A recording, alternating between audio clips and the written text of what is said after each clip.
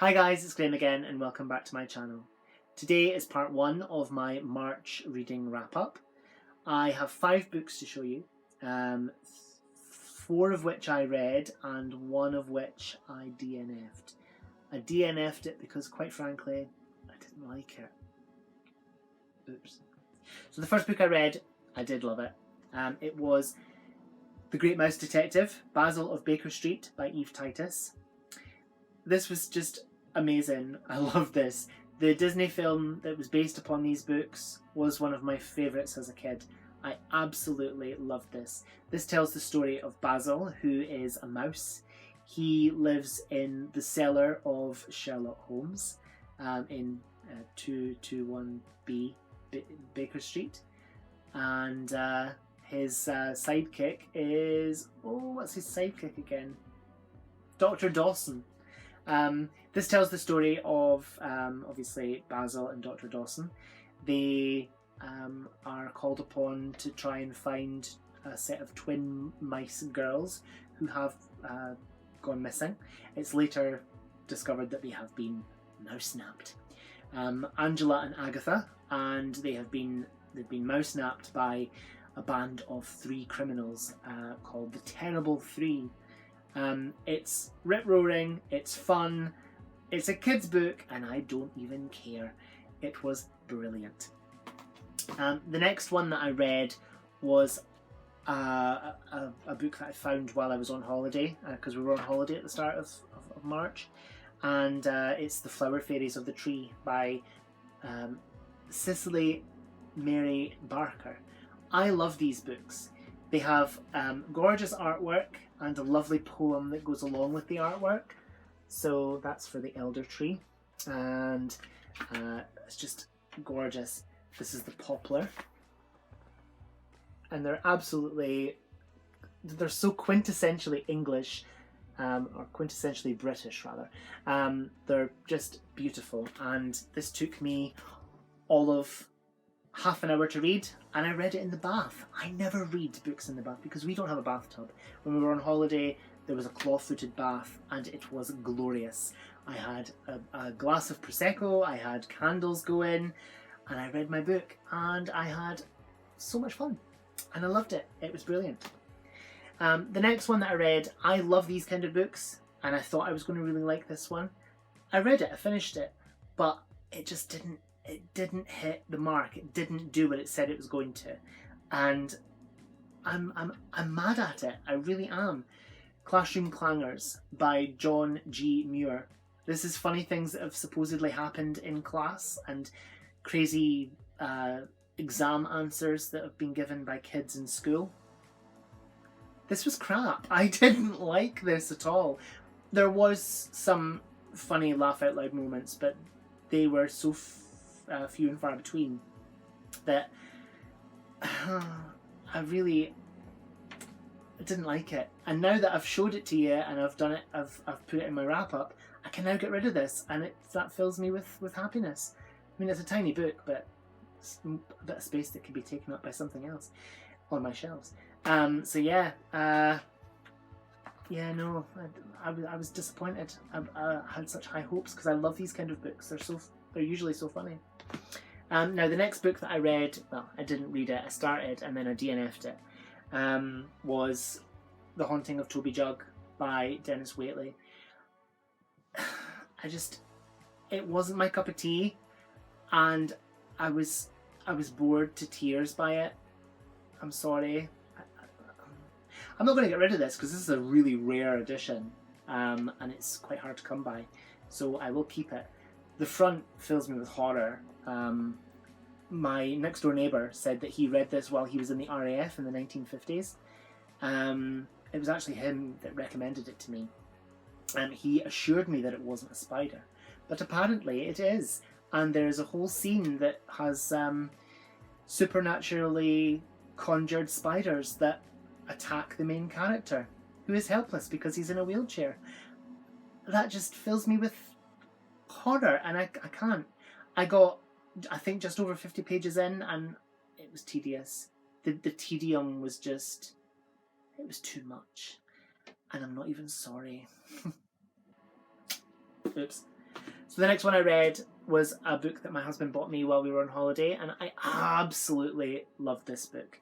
Scottish Fairy Tales, and they were retold by Philip Wilson, and they had illustrations by Sue Clark, Anne Cynthia Lepler, Jacqueline Mayer, Sheila Moxley, and Jane Tattersfield, and the illustrations were absolutely stunning.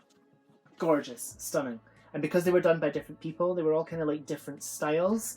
And they were just, the use of colour in these as well was just so vivid. These tales are supposedly traditional Scottish fairy tales that have been retold for a more modern audience. I think it's definitely a kiddie's book, but I don't care because it was lovely. Yeah, it was really good. I had a complete brain fart there and my brain stopped working. Scottish fairy tales. The traditional stories of the Celtic lands conjure up a world of mystery and imagination. Wicked queens and chivalrous princes, ghosts and ghouls, and some of the most amazing shape changers in all folklore. These are just some of the characters in the stories featured in this book. There were stories that were like, they were sort of like the Scottish version of stories that we know. There was a bit of Cinderella or Snow White? There was certain aspects of the stories that were like, wow, that's so similar. That's been like borrowed and whatever. But I suppose all fairy tales, in a way, have evolved and they've been borrowed from and embellished, and yeah, and these were just really good. I really liked them. And there's lots of books in this series apparently, which I may need to look out for. So yeah. Now the last book I've got to show you was another book that I bought when I was on holiday, and this took me about 20 minutes, half an hour to read, and it was the best 20 minutes, half an hour of reading that I've done in a long time. And that's saying something because I've read some really good books so far this year. Mary and Frankenstein by Linda Bailey and Júlia Sardà.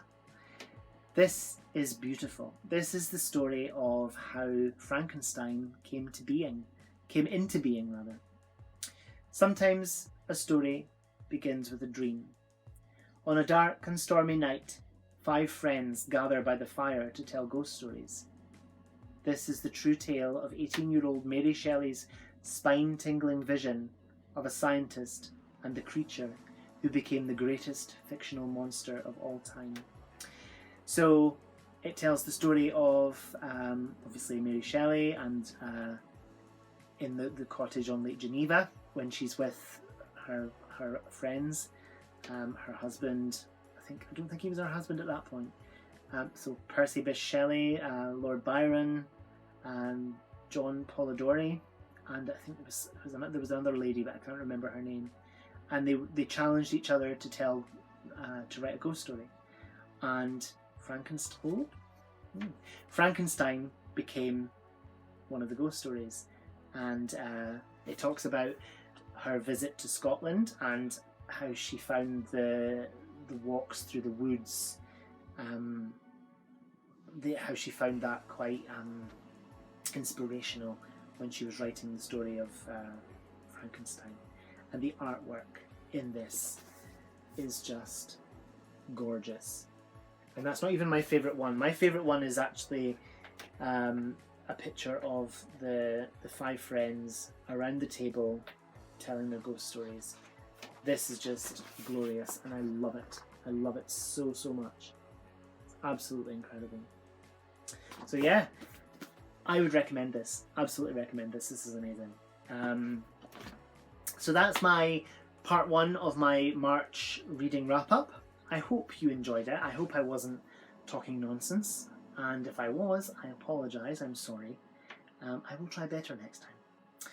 Whatever you're doing, I hope you have so much fun doing it. Whatever you're reading, I hope you love it. Stay fabulous. Be amazing. Be yourself. Be safe. Wash your hands. and I'll see you again soon for another video. Bye bye.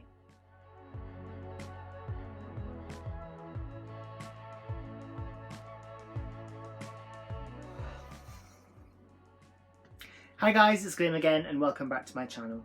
This is part 1 of my... No, it's not, Graham. It's not. It's not. It's not.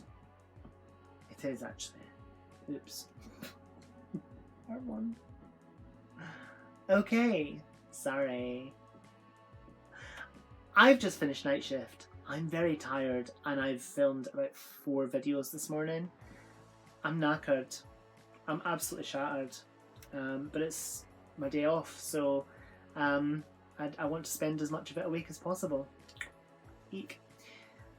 I'll try again. Hi guys, it's Graham again and welcome back to my channel.